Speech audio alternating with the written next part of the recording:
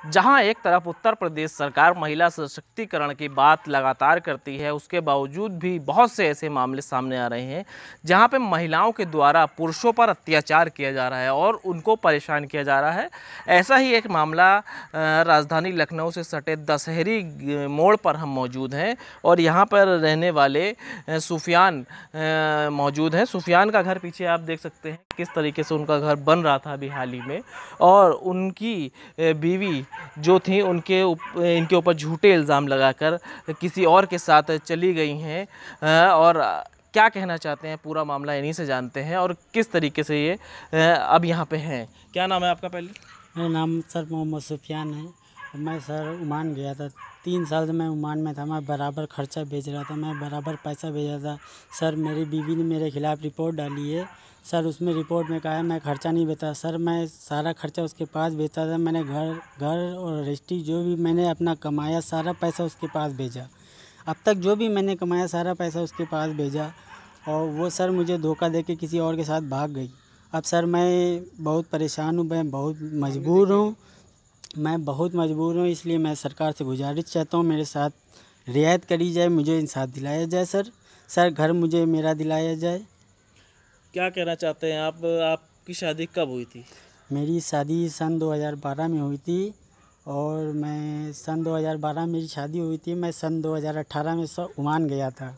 Sir मैं 2 साल 11 महीने बाद वहाँ से लौटा हूँ। मैं जब लौटा हूँ वहाँ से तो मेरी बीवी घर पे नहीं थी।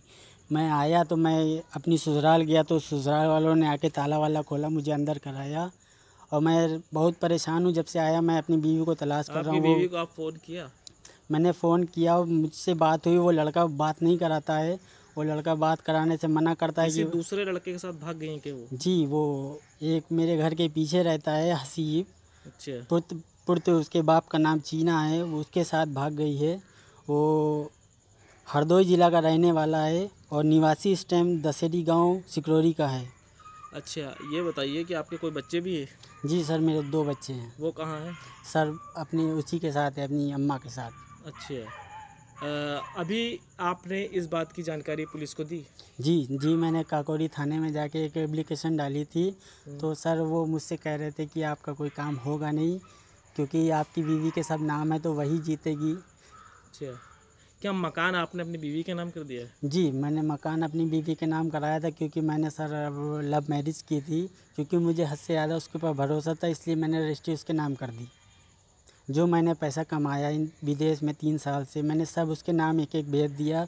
उसके भेजा हुआ पैसा मेरे पास प्रूफ भी है, जो कि मैं लेकर आया हूँ साथ में ओमान से। और फिर भी वो मुझे जब मैं आया यहाँ लौट के वो मुझे यहाँ मौजूद नहीं मिली। मैं जब से आया हूँ सर 3-4 दिन हो गए आज मुझे आए हुए। मैं लगातार उससे ढूंढ ही रहा हूँ। अच्छा, फ़ोन करते हैं तो?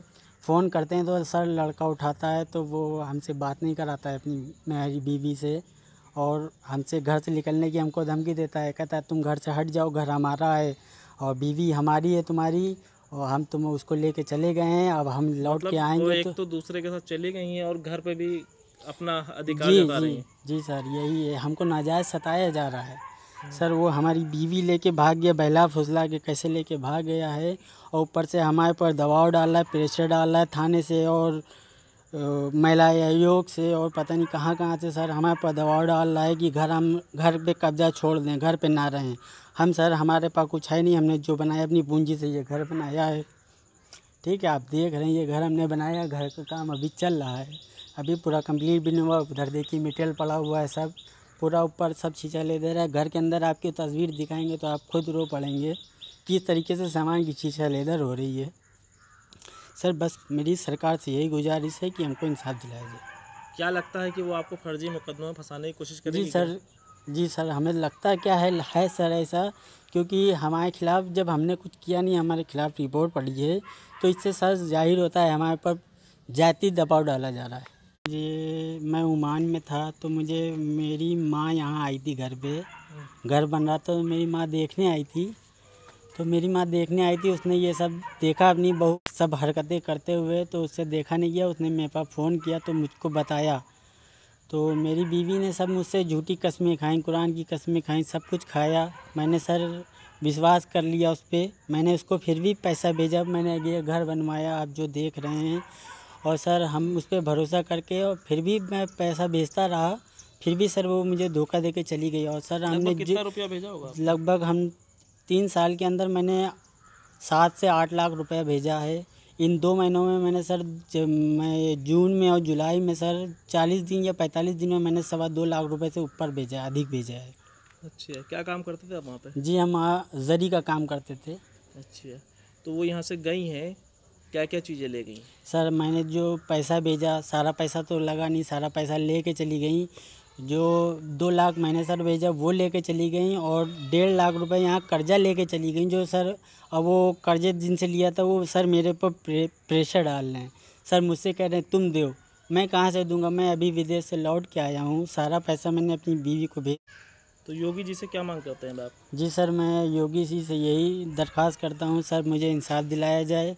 सर अब तक बहुत पुरुषों ने तो महिला पे बहुत जुल्म किए थे, मगर अब पहली बार ऐसा सुनने में आ रहा है, अपने ऊपर बीत रही है तो पता चल रहा है कि महिला ने पुरुष पे जुल्म किया है।